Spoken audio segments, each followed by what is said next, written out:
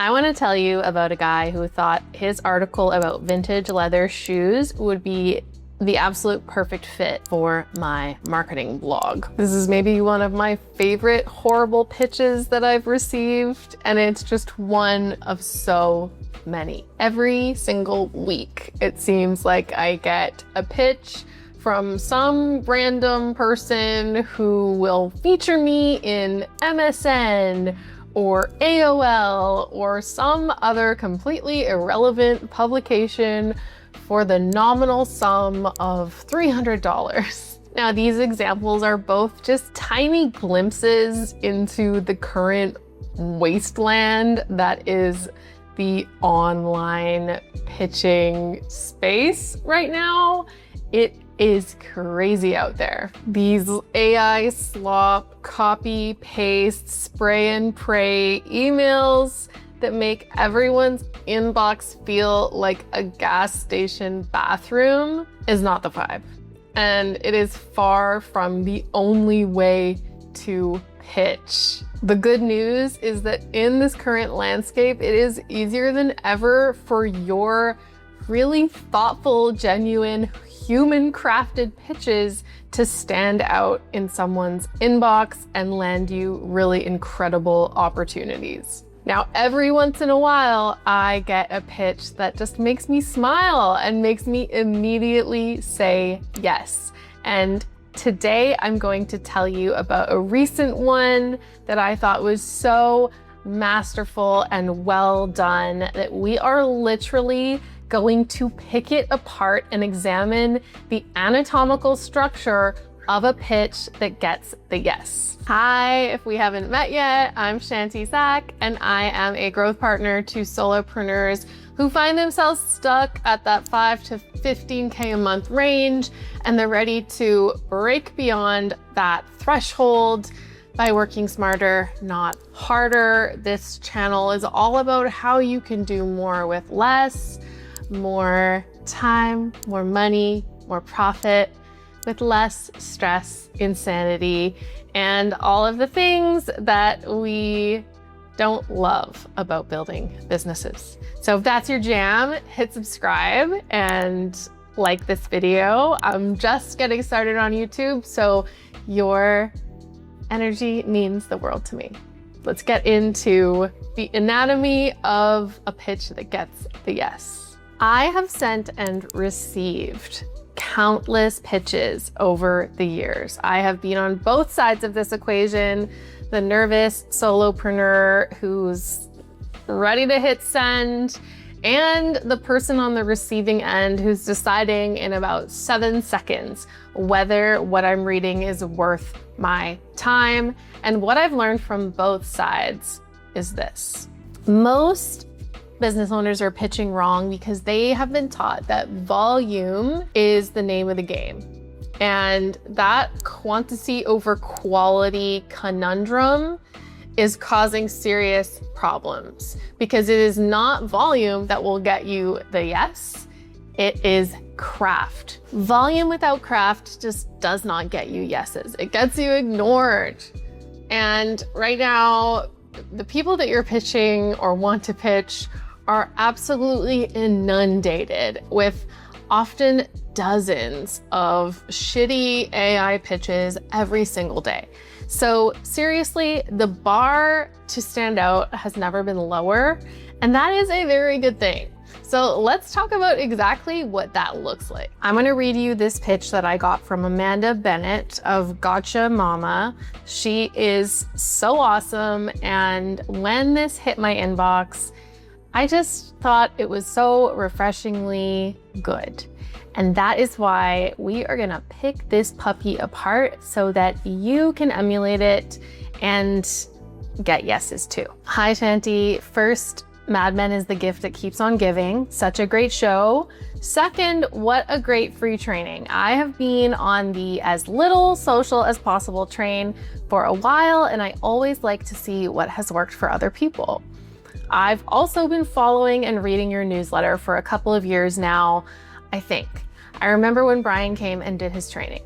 Your life-first approach to entrepreneurship, refreshingly real transparency, and your lean into alignment and anti-hustle vibes resonates with me as a mom and ambiverted business owner. Taking a page from your known framework here and asking if your known members would benefit from a training specifically on how to find the right podcasts to pitch yourself as a guest. I find that people are quick to get excited about being a guest on podcasts to grow their own, but then get overwhelmed with how to find the right podcast hosts to reach out to. My experience with anti-social audience building is from my work as a podcast guesting and marketing strategist, pitching myself and clients to podcasts to be a guest since 2020. I'm also a podcaster myself, a community leader, and co-host of an in-person event for mom podcasters, another known framework step. Here are some things the podcast guesting training could touch on. 3 easy and effective methods for finding the right podcasts to pitch. How Kevin Bacon, yes, the footloose rock and roll playing Kevin Bacon, can help you easily identify relevant podcasts. The 4 key questions to ask before you write your pitch. Top tips and tools the pros use to make targeted research faster. Do you think your audience would benefit from this training? More than happy to do a swap, email, training, whatever works for you to share with my audience too. I'd actually be super honored. Either way, I'm a big fan and will look forward to reading new issues of Spill the Tea, love the launch debriefs. I'm always open to other creative win-win-win ideas too, so throw them my way. All the best, Amanda. P.S. For those of your members who want support to launch a podcast or would like management help to keep it running smoothly, I know some top-notch ladies to refer them to. Masterful. Now let's talk about exactly why that is. Okay, first things first, you need to prove that your pitch is personalized. Now, Amanda did this so well right out of the gate. She referenced Mad Men, which is something that I had mentioned in an email that I sent that she responded to. So another little personalization point there is that she was on my email list, and she mentioned that she had been on my email list for years. Now, that's not always going to be the case with people that you're pitching, but you can absolutely get on their email lists and reply to their emails. Immediately, you're going to pass through a number of gatekeepers. And Amanda referenced this free training that I ran. She not only watched the free training, she also referenced another training that I ran with someone that also borrowed trust from me, Brian, and she proved that this was not a boilerplate pitch very, very quickly. She referenced my community, my known framework, and she just did so many things right. So she's not some rando who I can tell scraped a whole bunch of emails along with mine and sent the same pitch to thousands of people. She's a real person who's been paying attention, and it's not just flattering, it's proof that she gives a shit. And that's what creates the shortcut to trust that makes the person receiving the pitch want to keep reading. So Vintage Shoe Guy did not pass that test. He could have sent that pitch to literally anyone with a blog. Amanda's pitch could only have been sent to me. So could your pitch only have been sent to this one person? That is the test. If the answer is no, back to the drawing board. All right, so finding the sweet spot. The sweet spot is the space between what you do and what the person that you're pitching doesn't do, but that is still relevant to their audience. And when you can identify that gap and speak to it, you really increase the likelihood of getting a yes, because you are not positioning yourself as competition. You are positioning yourself as completion. So Amanda did such a good job of this. She found the gap and she spoke to it in this sentence. I find that people are quick to get excited about being a guest on podcasts to grow their own, but then get overwhelmed with how to find the right podcast hosts to reach out to. So it's specific, it's accurate, and it's intriguing enough to make me want to find out what the solution is. She identified a gap in what I was offering my community, not a criticism, but something that she can offer complimentary support around, and then positioned herself as the perfect person to fill that gap. So that's beyond just a pitch. That's like her presenting herself as the solution. All right, so this question, what's in it for me, is always going to be top of mind for anyone that you are pitching, and you need to answer it as quickly as you can. It is just the nature of how we go through our emails and process requests and make decisions. And by the person receiving the pitch, I don't just mean the person reading it.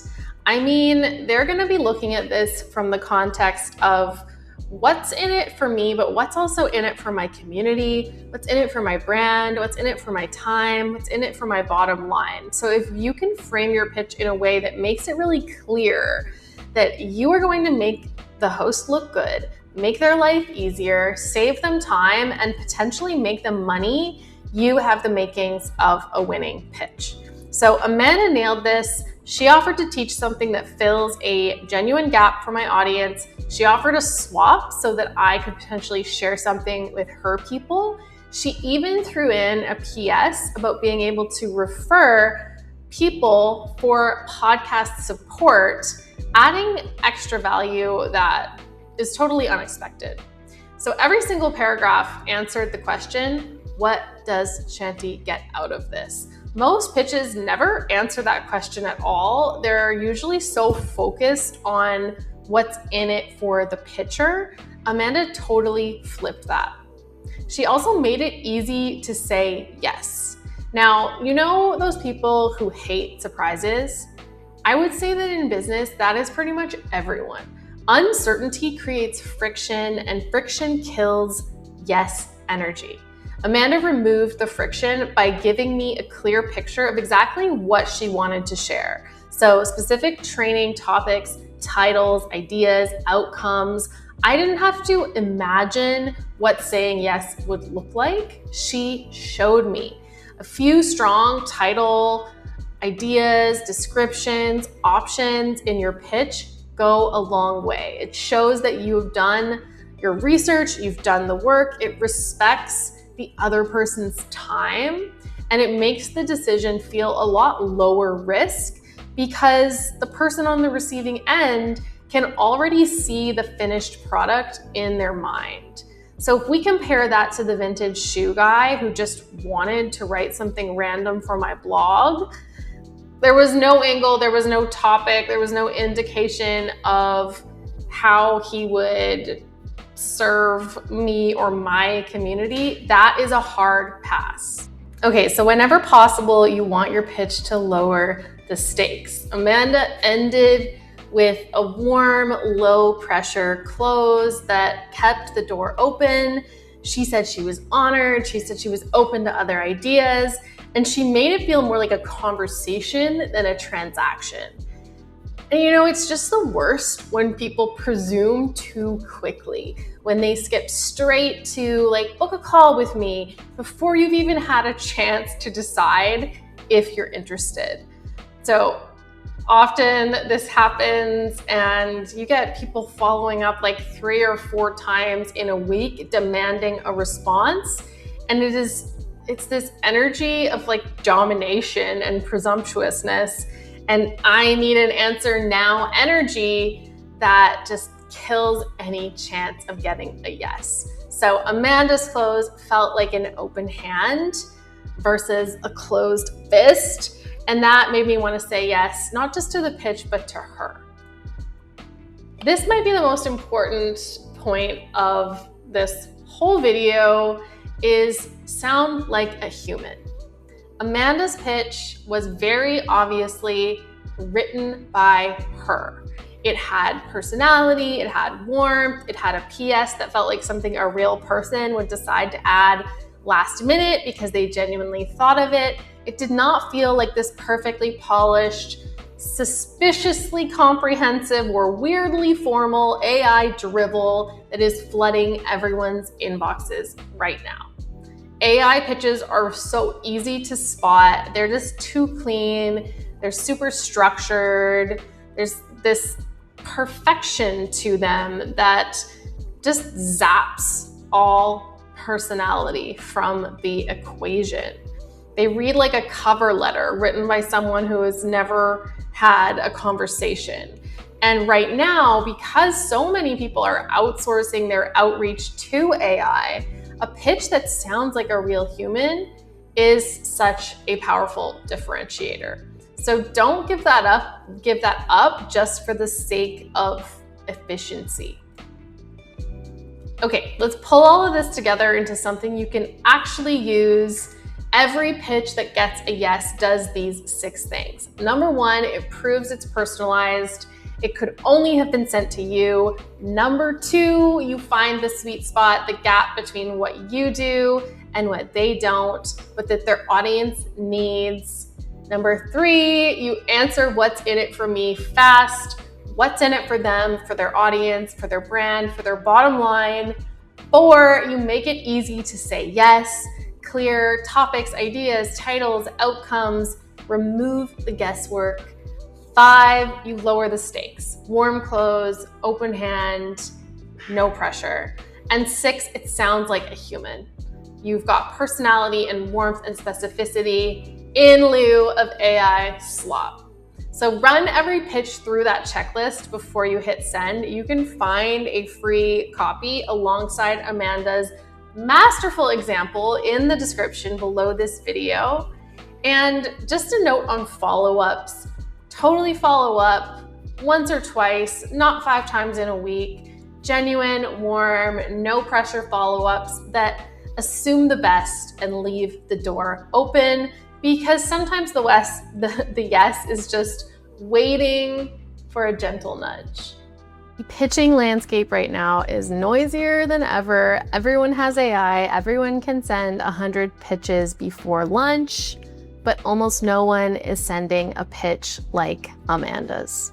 Which means that when you do take the time, you stand out immediately and you are way more likely to get the yes and impress the person on the receiving end. Because you took the time to be a human who actually gives a shit. And that is the whole game. The rewards of which are available to anyone who is willing to put in the work. If you want my help building a full system around this, identifying the rooms that you want to be in, crafting pitches that get the yes, and building an entire system around this strategy that gets you customers and clients, there are 2 ways that I can help. The first is Borrow, Trust, Make Bank. This is a 4-week sprint where I teach you everything I know about leveraging trust transfers. You get every single template you could possibly need to make this easy, and we systematize it. So this is something that you can create once and run over and over again in your business. So I'll drop the details for that in the description. The second way of working with me on Borrowed Trust and so much more is to have me as your growth partner. I work with a very small number of clients using a revenue share model. So I have real skin in the game and I only accept you if I think I can truly help you grow. So if you're curious about that, you can apply below. And if you haven't watched my video on the Borrowed Trust economy that almost no one talks about yet, check that out. It really sets the foundation for who and why you would be pitching in the first place. If you liked this video, if you have your own pitch horror stories that you want to share, drop them in the comments, give me a like and subscribe, and I will see you next time.